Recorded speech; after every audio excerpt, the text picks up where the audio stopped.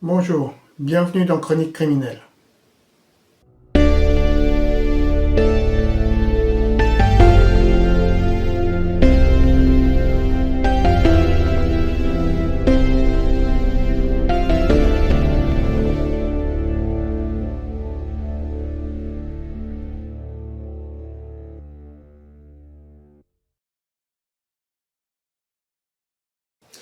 Le 15 avril vers 18 h, un incendie se déclare au niveau de la charpente de la cathédrale Notre-Dame de Paris qui est en travaux de restauration depuis plusieurs mois.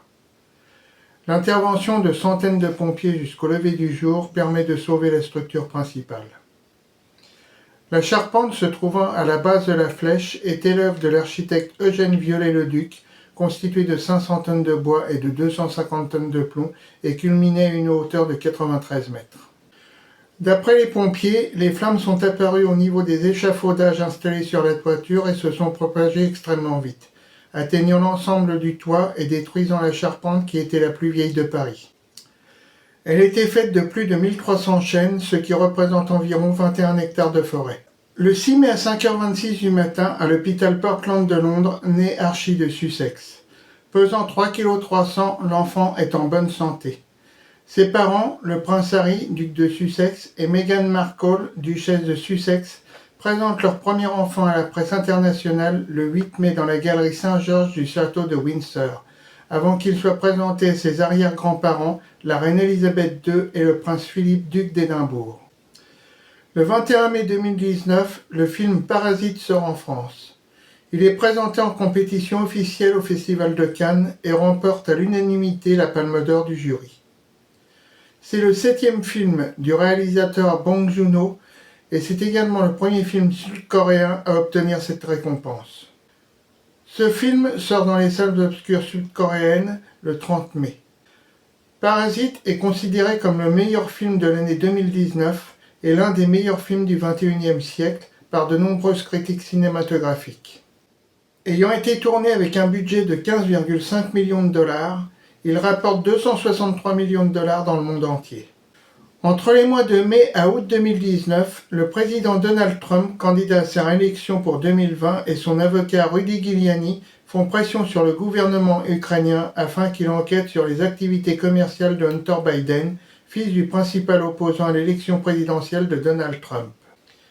Joe Biden siège à ce moment-là au conseil d'administration de la société ukrainienne de gaz naturel Burisma Holdings. En juillet 2019, Donald Trump suspend l'aide militaire à l'Ukraine en ne fournissant aucune explication.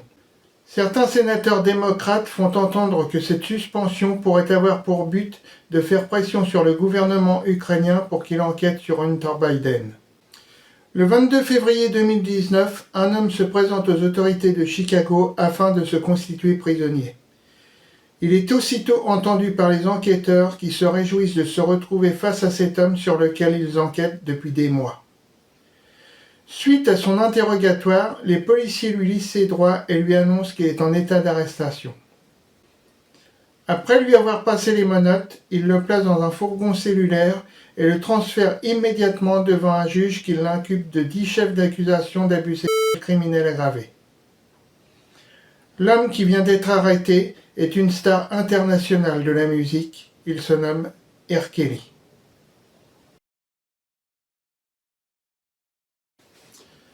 Robert Sylvester Kelly, plus connu sous son nom de scène R. Kelly, est né le 8 janvier 1967 à Chicago, dans l'Illinois. Producteur, auteur, compositeur, interprète de rhythm and blues et soul music. Il sort son premier album en novembre 1993 et reste 12 semaines à la première place des ventes de rhythm and blues. 2 singles extraits de cet album, Your Body's Calling et Sex Me, Part 1 and 2, sont certifiés disques d'or avec plus de 500 000 exemplaires vendus aux USA.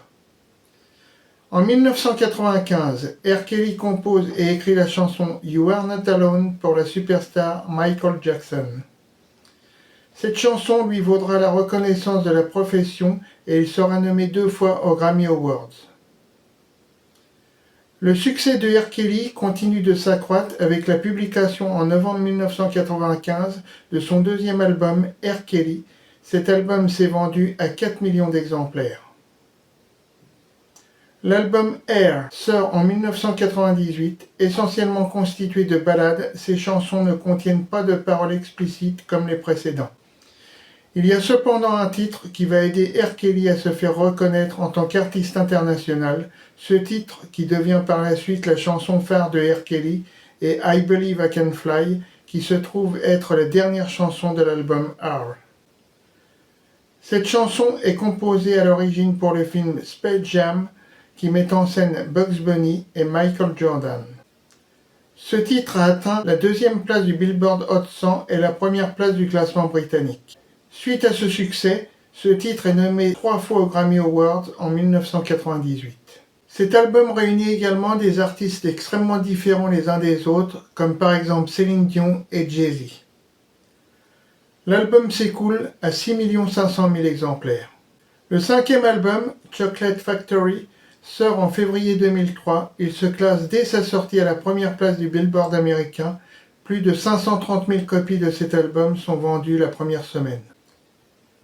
C'est le titre In Action qui est choisi comme premier single extrait de cet album, un choix périlleux à l'époque, sachant que l'auteur est impliqué dans des affaires sexuelles. Chocolate Factory est la 7e meilleure vente d'album aux États-Unis en 2003, avec 2 439 536 copies vendues. Le 6e album, Happy People You Save Me, sort en août 2004. Avec ce nouvel opus, le chanteur tourne sa notoriété en sympathie, reconnaissant qu'il n'est pas un homme parfait, qu'il a souvent péché, mais il croit en Dieu et recherche simplement l'amour et la paix. C'est ce qu'il exprime dans Happy People You Save Me, un double CD contenant 2 CD distincts. Avec 1 million de copies vendues, l'album a été certifié 3 fois disque de platine car c'est un double album. Les albums suivants se vendront approximativement au même nombre d'exemplaires. Le 13 septembre 2010, R. Kelly publie l'un de ses 3 nouveaux albums, Epic. En octobre 2010 sort la chanson And Across the World, produit et écrit par R. Kelly et enregistré à Chicago aux États-Unis. C'est le premier single du supergroupe africain One-Eight au parfum R&B pop. Une partie des revenus de ce projet serviront immédiatement à rénover et à sécuriser une école primaire gabonaise, celle de Oyan 4, dans la province de l'Estuaire au Gabon, dont la capitale est Libreville. D'ailleurs, à ce propos, j'en profite pour saluer ma famille gabonaise. Je vous aime très fort. Et je salue également mes amis gabonais pour lesquels j'ai un profond respect. Ce super groupe africain est composé de Two Face du Nigeria, Amani du Kenya, Fally Ipupa du Congo, Jordan Katembula de Zambie, Kat Kat du Ghana, Navio de l'Ouganda, Ali Kiba de Tanzanie et Mauvaise Haleine du Gabon. Le 10e album de R. Kelly, Love Letter, est publié le 14 décembre 2010 à l'international. L'album contient 15 chansons, la dernière étant une chanson bonus qui est en fait une reprise de You Are Not Alone en hommage au chanteur Michael Jackson, décédé quelques mois plus tôt. Le 31 janvier 2012, R. Kelly annonce une suite à son album Love Letter qui s'intitule Write Me Back. L'album sort le 26 juin 2012, les ventes sont désastreuses. Il se vend à moins de 100 000 exemplaires.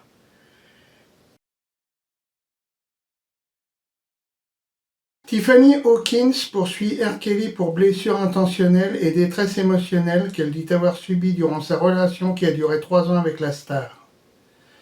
Dans la plainte qu'elle a déposée, elle affirme avoir commencé à avoir des relations sexuelles avec R. Kelly en 1991, alors qu'elle n'avait que 15 ans et que lui en avait 24. Cette relation a pris fin lorsqu'elle a atteint l'âge de 18 ans, R. Kelly ne voulant apparemment plus être en couple avec une vieille. Selon le Chicago Sun-Times, Tiffany Hawkins demande la somme de 10 millions de dollars en dommages et intérêts, mais après un accord avec les avocats du chanteur, elle a accepté qu'une partie de la somme lui soit versée.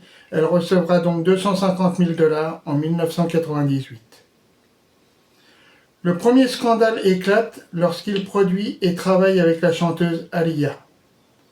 Le 31 août 1994, R. Kelly, craignant que sa jeune protégée soit enceinte de lui, se marie en cachette dans une chambre d'hôtel de l'Illinois avec cette dernière alors âgée de 15 ans.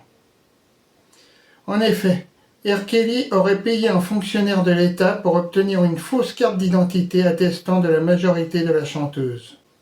Suite à ce mariage, les parents d'Aaliyah et la presse People font pression afin que ce mariage soit annulé. Après avoir obtenu satisfaction, les parents d'Aaliyah décident d'envoyer la jeune chanteuse en Europe durant plusieurs mois. R. Kelly commence à sortir avec Andrea Drew en 1996. Ils se marient l'année suivante et ont 2 filles et un garçon. En 2001, R. Kelly est poursuivi par une stagiaire qui se nomme Tracy Thompson.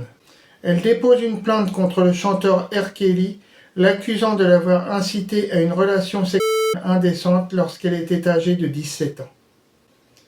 La jeune femme était à cette époque stagiaire chez Epic Records. Elle affirme dans sa plainte avoir été traitée comme l'objet sexuel personnel de R. Kelly et avoir été mise de côté avant d'être jetée comme un vulgaire mouchoir en papier. Elle déclare également dans sa plainte que le chanteur a souvent essayé de contrôler tous les aspects de sa vie, y compris les personnes qu'elle rencontrait et les endroits où elle se rendait. L'affaire est finalement réglée à l'amiable pour une somme non divulguée, indique le New York Post. Après avoir annoncé la fin de leur vie commune, Andrea Drew et R. Kelly se séparent en 2006. Le divorce est finalement prononcé en janvier 2009. Le 8 février 2002, le quotidien de presse écrite Chicago Sun-Times déclare dans un article avoir reçu une bande vidéo montrant prétendument R. Kelly uriner sur une mineure et ayant des relations sexuelles avec cette dernière. Le quotidien indique que la police de Chicago enquête sur cette affaire depuis déjà 3 ans. Les parents et la jeune fille déclarent que ces accusations sont totalement fausses. En avril et mai 2002, 2 autres affaires judiciaires sont ouvertes. R. Kelly est poursuivi pour la 3e fois par une femme de Chicago qui affirme être tombée enceinte alors qu'elle était mineure et qu'il l'a forcée à avorter. Une autre femme a également déposé une plainte contre R. Kelly, affirmant qu'elle a été filmée à son insu par R. Kelly pendant qu'ils avaient des rapports sexuels ensemble. L'enregistrement aurait été réalisé sur une sextape de R. Kelly et ensuite vendu sous le titre R. Kelly XXX par des personnes qui auraient réussi à se la procurer. La star a réglé les 2 affaires à l'amiable en payant une somme dont le montant n'a jamais été connu en échange d'un accord de non-divulgation. En juin 2002, R. Kelly est inculpé pour 21 chefs d'accusation, parmi lesquels il y a la fabrication de matériel pornographique impliquant entre autres des rapports sexuels, du sexe oral, des et d'autres actes sexuels humiliants et dégradants. La police de Chicago accuse R. Kelly d'avoir enregistré sur des vidéos chacun de ses actes et d'avoir incité une mineure à y participer. Toutes les accusations concernent une seule fille qui est née en septembre 1984. Son arrestation est due à une vidéo envoyée anonymement au Chicago Sun-Times au début de l'année. Celui-ci l'a transmise à la police qui a vérifié l'authenticité de la bande avec l'aide des experts en criminalistique du FBI. R. Kelly, qui a payé une caution de 750 000 $, a immédiatement nié les accusations dans une interview qu'il a donnée sur MTV et lors de son passage devant le juge, il a plaidé non coupable. Le jury a finalement conclu qu'il ne pouvait pas prouver que la fille sur la cassette était mineure et R. Kelly a été déclaré non coupable de tous les chefs d'accusation. Cette arrestation déclenche de nouvelles accusations et R. Kelly est inculpé de 12 autres chefs d'accusation de production et de contenu en Floride où il a été arrêté dans sa maison de vacances. Ces accusations ont été portées suite à la saisie d'une caméra que la police a effectuée lors de son arrestation. Cette caméra aurait contenu, selon la police, des images de la star ayant des relations sexuelles avec une fille qui semblerait mineure. Les charges ont été abandonnées lorsqu'un juge a donné raison à l'équipe de défense de R. Kelly, estimant que la police ne disposait pas de preuves suffisantes pour justifier une perquisition et que l'âge d'une femme peut parfois porter à confusion. Le 5 juin 2002, R. Kelly est inculpé à Chicago pour actes sexuels sur mineurs, accusation qui est directement liée à cette bande vidéo. Il plaide non coupable et est libéré après avoir payé une caution de 750 000 $. Le 9 mai 2008 commence le procès de R. Kelly pour actes sexuels sur mineurs, mais la victime présumée refuse de témoigner. Le 13 juin suivant, R. Kelly est acquitté de tous les chefs d'accusation après moins d'une journée complète de délibération. R. Kelly n'en était pourtant pas à sa première accusation, des détracteurs dénoncent cet acquittement. 6 autres poursuites au moins avaient été lancées contre lui et toutes s'étaient soldées par un acquittement ou un non-lieu. En juillet 2017, un critique musical et animateur de radio, Jim DeRogatis, fait publier un article très détaillé sur un site d'information et de médias internet du nom de BuzzFeed. Dans cet article, le critique musical accuse R. Kelly d'avoir piégé 6 femmes dans un culte sexuel. Selon lui, R. Kelly a séduit des jeunes femmes qui lui demandaient de l'aide pour leur carrière musicale. Suite à cela, R. Kelly prenait le contrôle de leur vie en leur dictant ce qu'elles devaient manger, comment elles devaient s'habiller quand elles se baignaient dans la piscine ou quand elles s'apprêtaient pour aller dormir, et comment elles devaient s'y prendre pour faire des rencontres sexuelles qu'il enregistrait ensuite sur des bandes vidéo. Selon cet article, R. Kelly a également confisqué les téléphones portables de ces jeunes femmes, les empêchant ainsi d'avoir des contacts réguliers avec leurs amis et leurs familles. Les allégations proviennent de 3 anciennes employées de R. Kelly et des parents de plusieurs femmes qui ont déclaré que leur fille avait pratiquement disparu de la circulation durant plusieurs semaines. R. Kelly dément vigoureusement l'histoire écrite par Jim DeRogatis qui a couvert avec acharnement, dit-il, les allégations contre le chanteur pendant près de 20 ans. Toutes les femmes citées dans l'article étaient mineures à l'époque où les faits se seraient produits, mais sont désormais majeures au moment où l'article est publié. L'une de ces 2 femmes rompt le silence pour démentir les allégations selon lesquelles elle était retenue contre son gré. Cette jeune femme, qui a maintenant 24 ans, a enregistré une vidéo avec son portable pour dire sa vérité dans un communiqué qui est diffusé par CNN. Dans ce communiqué, elle dément avoir quitté R. Kelly à cause d'abus qu'il lui aurait fait subir par le passé. Elle déclare « Je suis vraiment fatiguée de tous les mensonges qui sont dits dans la presse sur l'homme que j'ai tellement aimé et qui est devenu mon meilleur ami. On a dit que je l'avais quitté et qu'il avait abusé de moi, et toutes sortes de bêtises du même style. J'ai déjà dit à plusieurs reprises que rien de tout cela était vrai. La manière dont ces propos sont rapportés est tout simplement honteuse. Je veux juste que tout le monde sache que je soutiens toujours mon ami R. Kelly et que je ne le trahirai jamais. Je l'aimerai pour toujours. Je présente mes sincères excuses à tous les fans qui traversent cette période difficile que je comprends, car cela est un enfer pour moi aussi. » Joycelyn Savage précise ensuite que le témoignage contre R. Kelly publié via Instagram et Patreon le 23 novembre n'est pas de son fait. « Quelqu'un se fait passer pour moi, ce n'est pas mon Instagram, dit-elle. » Quelques jours plus tard, une autre femme dément les propos qui ont été tenus dans l'article et dans la presse en général. Elle déclare qu'elle côtoie toujours son ami R. Kelly qui est anéanti par les récentes déclarations faites contre lui. La jeune femme promet qu'elle va travailler avec diligence et force pour poursuivre ses accusateurs et laver son nom ainsi que celui de son ami R. Kelly. En 2018, suite à l'article écrit par Jim DeRogatis, certaines victimes s'adressent à la presse. Geronda Pace rompt un accord de non-divulgation pour parler de ses relations sexuelles avec R. Kelly alors qu'elle était mineure. Une autre femme, Kitty Jones, affirme que R. Kelly l'a affamée, l'a forcée à avoir des relations sexuelles avec d'autres femmes et l'a maltraitée physiquement. Kitty Jones, ainsi que d'autres membres du cercle intime de R. Kelly, ont également parlé dans un documentaire de BBC 3 en mars 2018. Un ancien ami et collaborateur de R. Kelly a déclaré que ce dernier lui avait demandé de repérer des femmes qui avaient l'air jeunes lors de soirées et a affirmé qu'il était de notoriété publique que le chanteur préférait les jeunes filles. En juillet 2017, Kenneth Barnes et Veronique Odelay créent le hashtag #MuteRKelly. Après avoir lu un article du site d'information BuzzFeed à propos de la séquestration de jeunes filles afro-américaines par le chanteur, les 2 militantes ont, à l'annonce du concert de R. Kelly dans leur ville à Atlanta, lancé cette campagne de boycott de la musique du chanteur. Elles réussissent notamment à faire annuler quelques concerts de R. Kelly dans plusieurs villes.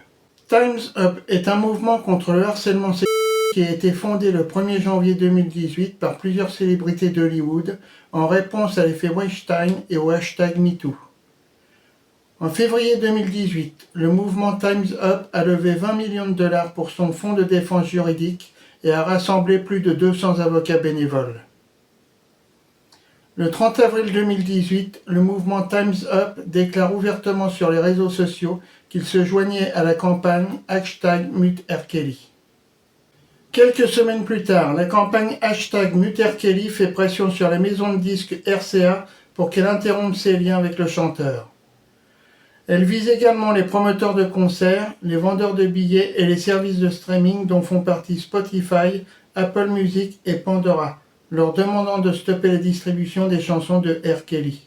Les services de streaming acceptent uniquement dans un premier temps de rétrograder les chansons du chanteur R. Kelly de leur liste de lecture, mais quelques semaines plus tard, cette décision est annulée car la perte financière est trop importante pour ces services de streaming. Peu de temps après, l'avocat, l'agent publicitaire et l'assistant personnel de R. Kelly démissionnent. L'avocat Linda Mensch déclare que son départ n'est en aucun cas en lien avec les récentes accusations portées contre celui qu'elle appelle désormais son ancien client. R. Kelly continue à se produire sur scène malgré les protestations à l'extérieur de ses spectacles. Durant la même période, R. Kelly est poursuivi par une ancienne petite amie qui affirme qu'il l'a intentionnellement infecté d'une maladie transmissible. Un représentant de R. Kelly déclare qu'il dément catégoriquement toutes les accusations portées contre le chanteur par des personnes qui n'en veulent qu'à son argent. Time's Up regroupe certaines des femmes les plus influentes d'Hollywood, ce qui marque un tournant décisif dans la campagne de boycott contre R. Kelly. Malgré les protestations, R. Kelly continue ses prestations publiques. Cependant, le 5 mai 2018, la prestation prévue de l'artiste à l'Université de l'Illinois à Chicago est annulée. Un groupe de femmes de l'université a fait circuler une pétition qui a recueilli environ 1300 signatures. Suite à cette annulation, R. Kelly publie une vidéo sur Twitter dans laquelle il s'excuse auprès de ses fans de ne pas s'être produit sur scène. Il explique ensuite ne pas comprendre les arguments de cette annulation pour des rumeurs qui circulent à son sujet et que ses avocats travaillent pour en comprendre les véritables raisons. Le 23 juillet 2018, une chanson avec un titre provocateur, I Admit, sort sur SoundCloud. Cette chanson de 19 minutes, écrite par R. Kelly, aborde les scandales d'abus sexuels dont il se dit victime. Dans cette chanson, le chanteur avoue qu'il a été sexuellement infidèle, qu'il est dyslexique et qu'il a été violé dans le passé. R. Kelly ne fait aucun aveu, mais nie les accusations de et de violence domestique. Cependant, certaines paroles sont quelque peu évocatrices, comme par exemple « Je reconnais que je ne peux pas dire une chose pareille, mais mes avocats m'ont dit de régler ça. J'avoue que le diable me parle parfois. J'avoue que je suis un mec bizarre. J'avoue que je baise toutes les demoiselles, qu'elles soient vieilles ou jeunes, pour moi c'est pareil. » Le genre de paroles qui peuvent en laisser certains perplexes. D'autres personnes ne vont pas se gêner pour les utiliser contre celui qui les interprète en proclamant haut et fort qu'il reconnaît enfin le mal qu'il a fait. Dans un communiqué, le mouvement Time's Up demande notamment à toutes les entreprises et salles de concert de couper tout lien avec R. Kelly. Dans le cas contraire, ce serait contribuer à son enrichissement personnel et signifierait que c'est cautionner les violences faites aux femmes, en plus d'une complète ignorance du traumatisme de ses présumées victimes. Cette campagne a pour but d'enlever tout pouvoir aux hommes abusifs. Et vous, pensez-vous que ces femmes ont eu raison de créer le mouvement #MuteRKelly? Selon vous, doit-on séparer l'homme de l'artiste en l'empêchant de vendre son art? N'hésitez pas à me dire ce que vous en pensez dans les commentaires.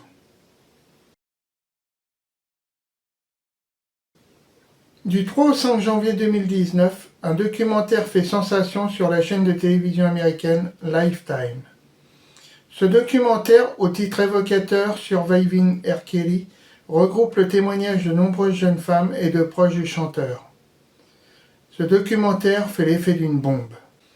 Il est suivi par plus de 2 millions de téléspectateurs. La chaîne de télévision Lifetime n'avait pas eu une telle audience depuis plusieurs années. Dans ce documentaire, R. Kelly est présenté comme un prédateur ayant eu à de multiples reprises des relations sexuelles forcées avec des femmes et des enfants. Il est également soupçonné d'être à la tête d'une forme de secte où il retiendrait de très jeunes filles contre leur volonté en les agressant régulièrement. Surviving R. Kelly fait témoigner des personnalités du monde du show business, des employés et des proches du chanteur, ce qui apporte un certain crédit aux déclarations des victimes.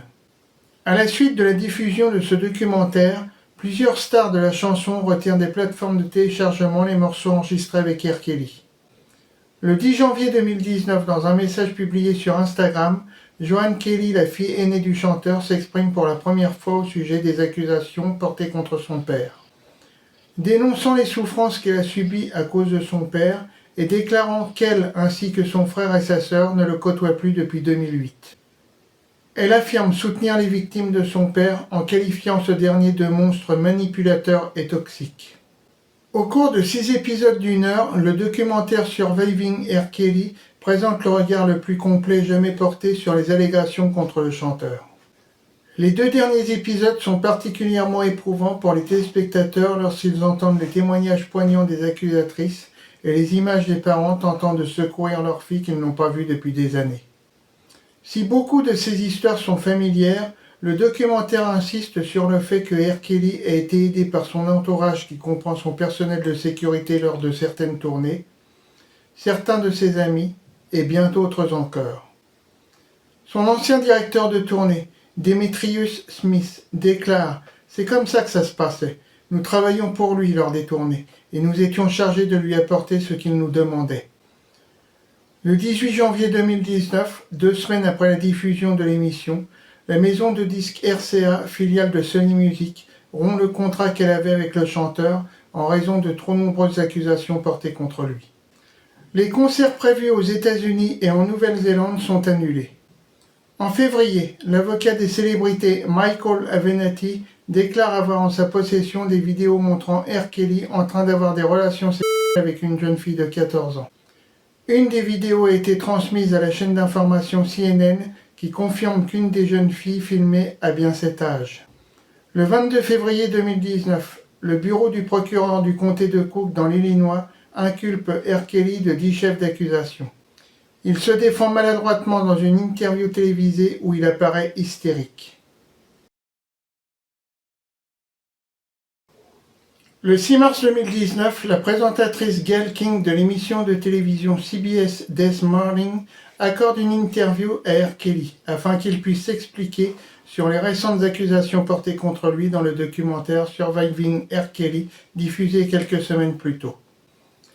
Le chanteur insiste sur son innocence et blâme les médias sociaux de l'avoir accusé à plusieurs reprises de l'effort manifeste qu'il aurait fourni avec ses associés pour recruter et transporter des jeunes filles mineures au-delà des frontières de l'État à des fins illégales, y compris d'actes sexuels sur mineurs, ainsi qu'une conspiration visant à faire obstruction à la justice en détruisant des preuves et en soudoyant ou menaçant des témoins. R. Kelly explique que ces allégations sont toutes fausses et qu'elles sont en train de ruiner sa carrière et sa réputation. Il déclare qu'il faut réfléchir avant d'accuser quelqu'un comme lui. Il reconnaît avoir commis des erreurs dans sa vie passée, mais jamais il n'aurait fait des actes aussi graves.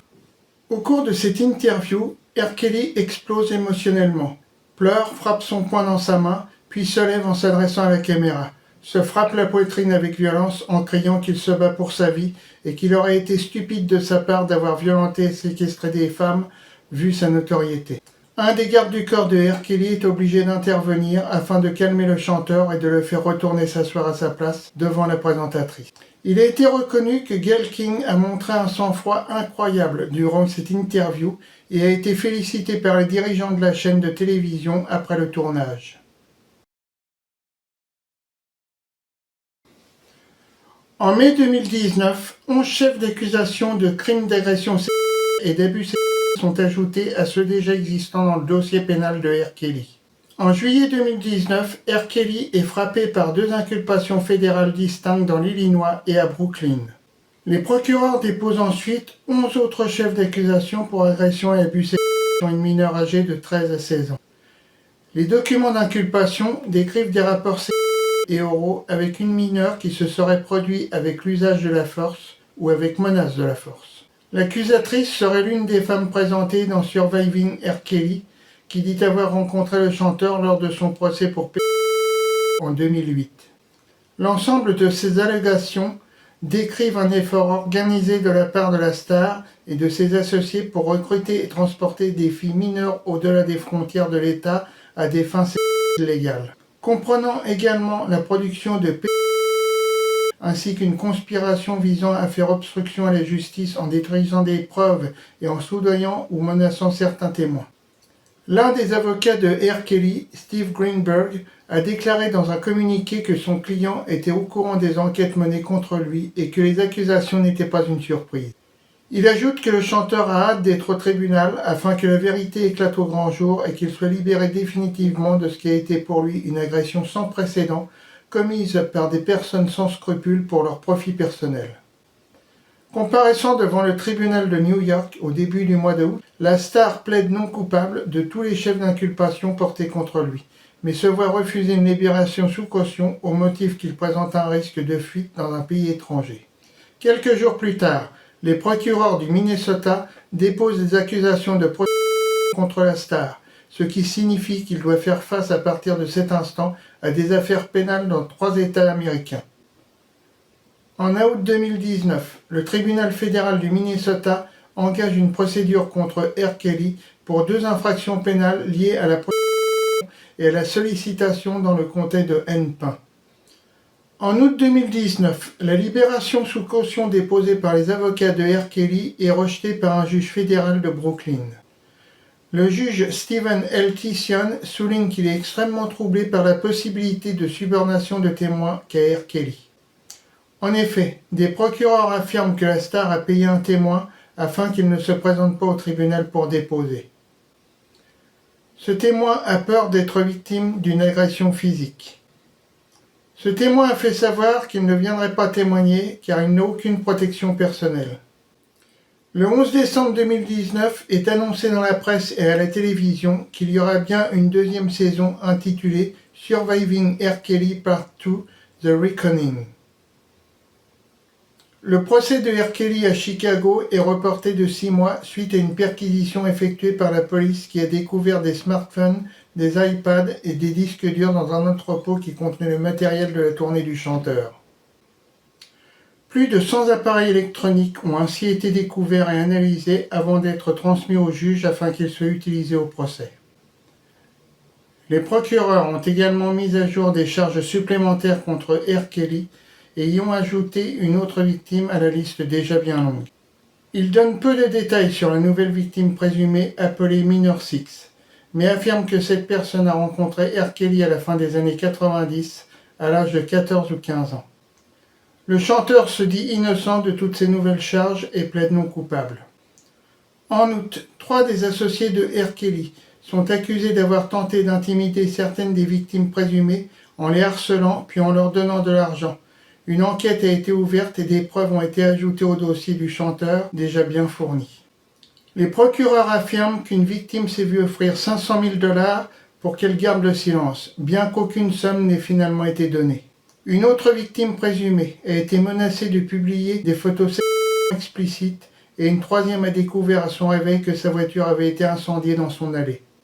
Les accusations déposées à New York n'indiquent pas si R. Kelly a commandité ses actions et les a autorisées. L'avocat du chanteur nie toute implication de son client. Cependant, l'un des hommes, Michael Williams, plaide coupable d'avoir mis le feu à une voiture devant le domicile de l'ex-petite amie de la star déchue pour lui faire peur. Un autre associé du chanteur plaide également coupable lors de l'audience et reconnaît avoir tenté de corrompre un témoin qui devait témoigner contre R. Kelly. Vers la fin du mois d'août, R. Kelly se fait agresser durant son sommeil par un codétenu du Metropolitan Correctional Center de Chicago. L'avocat de la star demande sa libération immédiate, affirmant que le gouvernement ne peut assurer sa sécurité comme elle l'avait mentionné. Cependant, cette demande ainsi que de nombreuses autres tentatives de libération sous caution est rejetée. Le membre d'un gang qui revendique l'agression est ensuite condamné à la prison à vie sur la base de chefs d'accusation distincts. Il est transféré dans une autre prison du Michigan. Le 22 décembre 2020, un juge annonce que R. Kelly comparaîtra devant le tribunal de New York le 7 avril 2021 pour racket. Un 2e procès est également annoncé à Chicago pour actes sexuels sur mineur et obstruction judiciaire. Ce second procès est fixé au 13 septembre 2021. En juin 2021, soit 2 mois avant le début de son procès, les avocats de longue date de R. Kelly demandent à se retirer de l'affaire. Steve Greenberg et Michael Leonard déclarent qu'il leur est impossible de travailler convenablement aux côtés des nouveaux avocats que R. Kelly vient d'engager. Steve Greenberg déclare au New York Times « C'est malheureux et tragique en même temps, parce que les nouveaux avocats ne connaissent rien au dossier et ils travaillent dans le vague. Ils sont perdus et désemparés. Vous savez, vous ne pouvez pas sauver quelqu'un contre lui-même, mais que voulez-vous, c'est son choix, pas le nôtre. » Le juge de New York a affirmé que les dates des 2 procès peuvent changer en raison des retards liés à la pandémie de Covid-19. S'il est reconnu coupable dans l'affaire de New York, R. Kelly risque 20 ans de prison. Les accusations fédérales à Chicago ont le potentiel d'ajouter des décennies de plus et R. Kelly fait également face à des accusations de l'État pour abus sexuels criminels qui ont été déposées à Chicago en février 2019.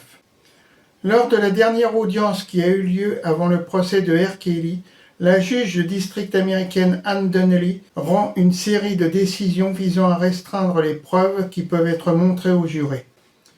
Au cours de l'audience, elle demande à l'un des avocats du chanteur s'il reconnaît ou non que la star a bien eu des relations sexuelles avec la chanteuse Aaliyah alors qu'elle était mineure. Selon l'Associated Press, Thomas Farinella a poussé un profond soupir et a répondu non.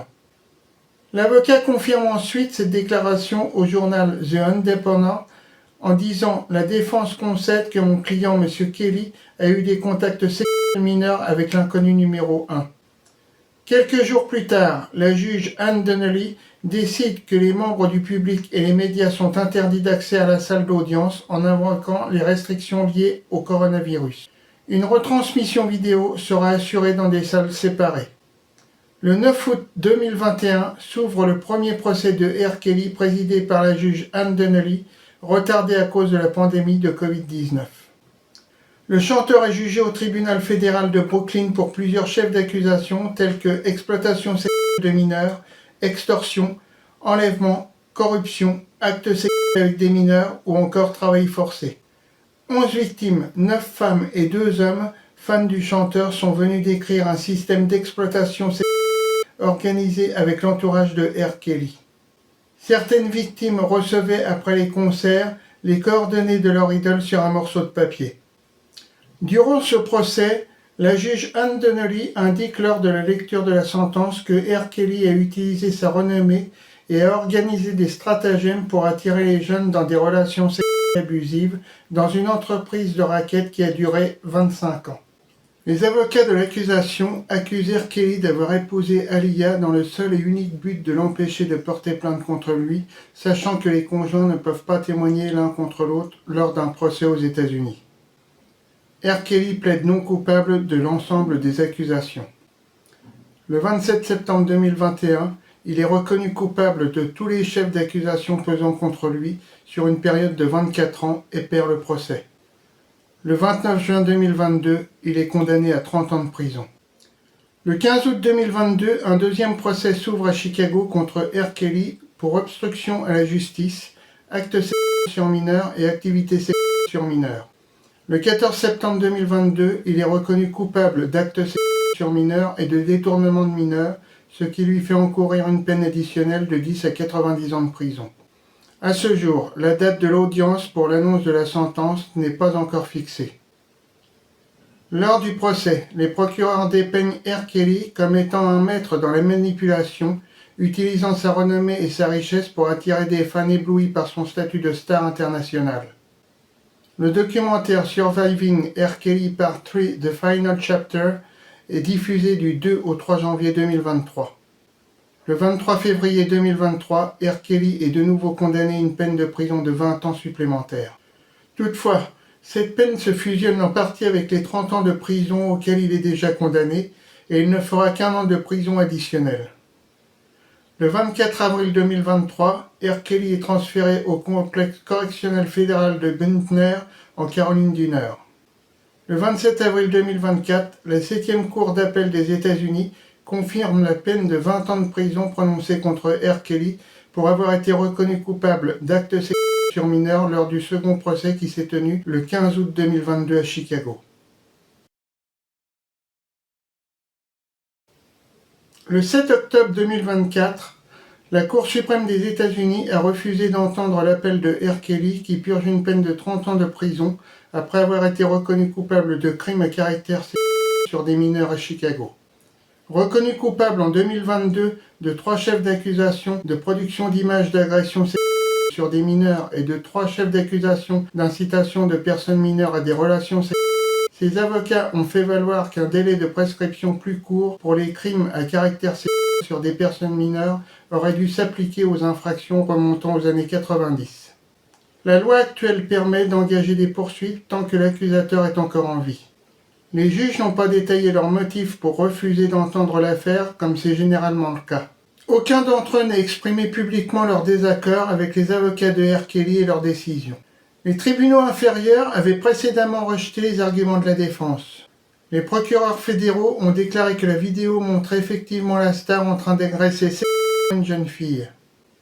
L'accusatrice, identifiée sous le nom de Jane Doe, a témoigné qu'elle avait 14 ans lorsque la vidéo a été prise. R. Kelly a également fait appel d'un autre jugement dans lequel il a été condamné pour racket et trafic sexuel à New York. Le 11 octobre 2024, Joanne Kelly, la fille aînée de R. Kelly, déclare dans le documentaire R. Kelly Karma avoir subi de la part de son père des agressions sexuelles dès l'âge de 8 ans. Elle explique que son père avait été tout pour elle durant de nombreuses années.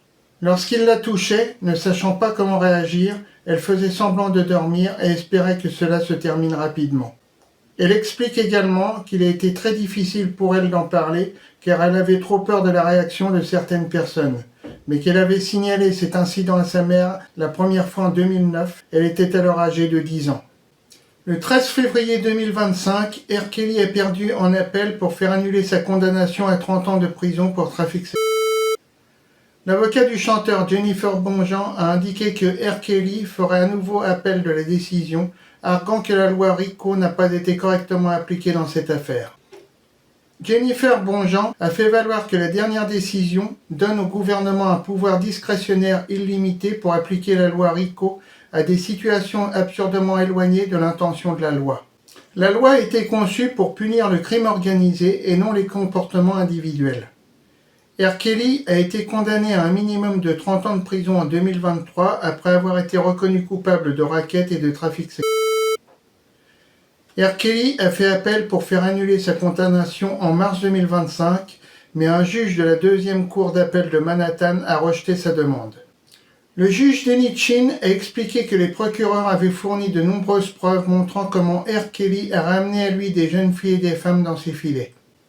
Comment il s'est efforcé de contrôler leur vie et leur a imposé qu'elles se plient à ses demandes, qu'elles soient personnelles ou sexuelles, par des violences verbales et physiques, des menaces de chantage et des humiliations.